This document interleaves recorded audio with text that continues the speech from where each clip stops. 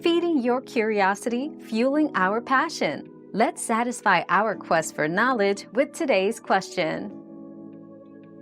Birds exhibit diversity in their ability to fly based on their anatomical and environmental adaptations. Factors such as wing shape, body weight, and muscle structure play critical roles.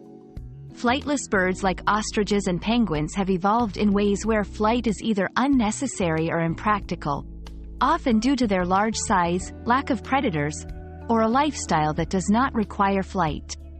Their wings are either too small or not shaped efficiently for air navigation, focusing instead on being adept swimmers or runners. Our quest for knowledge never ends. Thanks for being part of today's discovery. Subscribe, like, and share to join us on the next one.